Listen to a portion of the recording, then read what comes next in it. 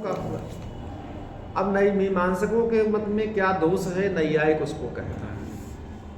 कहा कि संकेतक ग्रह के विषय में वैयाकरण आलंकारिक मीमांसकों के मत का वर्णन तो हम कर चुके हैं।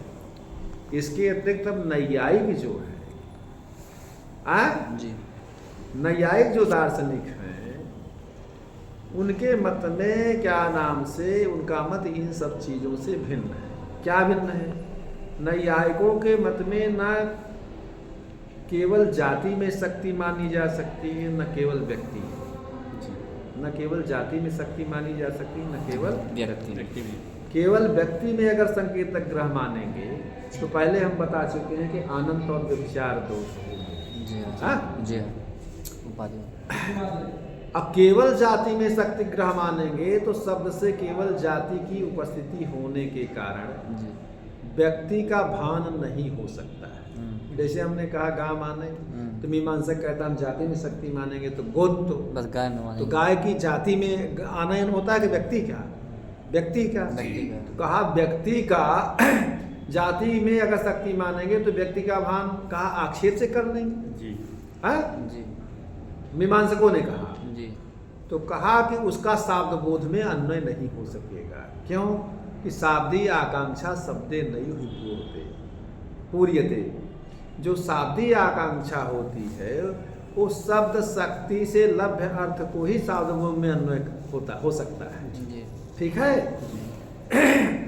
आक्षेप लभ्य अर्थ का शाब्द बोध में अन्वय नहीं होता है, ऐसा नियम है। नैयायिक मत में केवल व्यक्ति केवल जाति में किसी एक में शक्ति नहीं मानी जा सकती। ठीक, तब किस में मानी जा सकती है? तो आचार्य गौतम ने न्याय सूत्र में एक सूत्र लिखा है कि व्यक्त्याकृति जातयस्तु पदार्थ। तो कहा जाति आकृति से विशिष्ट व्यक्ति पद का अर्थ होता है, उसमें शक्ति माना जा सकता है। ऐसा नैयायिकों का सिद्धांत है। समझे कि नहीं? जी। तो इसलिए तद्वान शब्दार्थ, तद्वान माने जाति मान, जाति विशिष्ट व्यक्ति में ही ये जो लिखा तद्वान शब्दार्थ माने जाति विशिष्ट व्यक्ति में ही शक्ति ग्रह मानना उचित है। समझ रहे नहीं? ये नैयायिकों का मत है। लेकिन इसके अतिरिक्त बौद्धों का भी इसमें है कि बौद्ध आचार्य बौद्धों के मत में क्या है, बौद्ध दार्शनिक जो है इस मत में क्या कहते हैं। कहा कि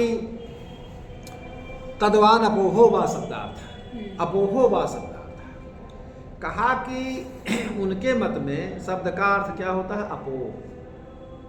ठीक है। अपोह का अर्थ होता है अतद व्यावृत्ति। व्यावृत्ति माने विराम, अलग। कहा कि अतद व्यावृत्ति का मतलब होता है तद भिन्न भिन्नत्व। क्या होता है? तद भिन्न भिन्नत्व। कहा जैसे 10 घट व्यक्तियों में घटा एक इस प्रकार की एकाकार प्रतीति के कारण नैयायिक जो है घटत्व को सामान्य कहते हैं, जाति कहते हैं। उस सामान्य एक तो नित्य पदार्थ है, क्योंकि नित्य तत्व से अनेक संवेद तत्व सामान्य, ये पहले हम बता चुके हैं।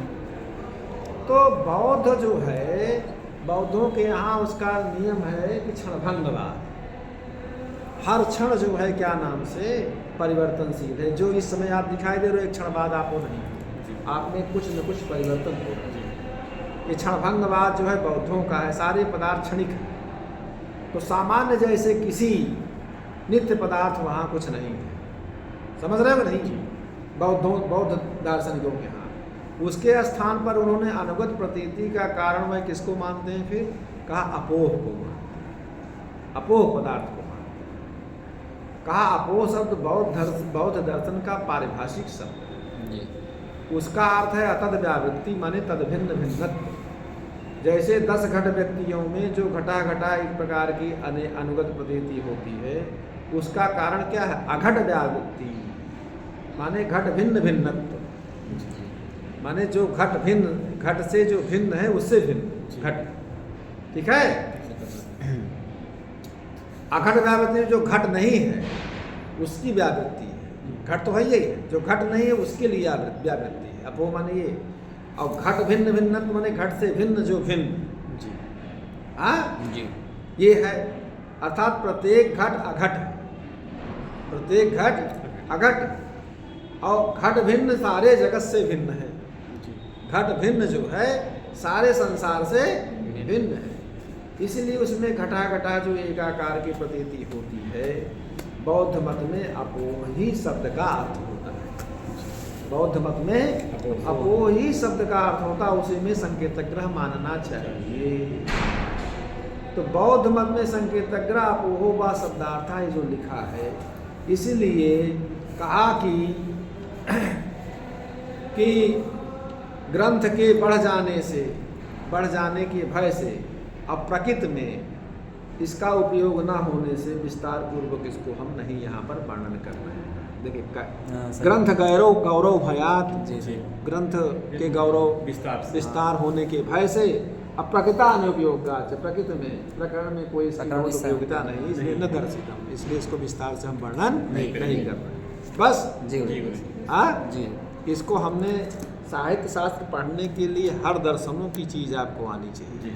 समझ रहे हो नहीं? हर दर्शनों की सिद्धांत नहीं आएंगे तो कैसे बताओ मीमांसा क्या मानता है, बौद्ध क्या होता है। सारे दर्शनों का अध्ययन करना पड़ेगा, और उसका जब आपका पुष्ट अगर अध्ययन रहेगा तब आप इस बात को कह सकते हो। लिख रहा है 2 शब्द, लेकिन आपको कितने उसकी बात है, तब ये पूरा आपके साथ हो जाएगा। इसीलिए तो पढ़ा रहा हूँ।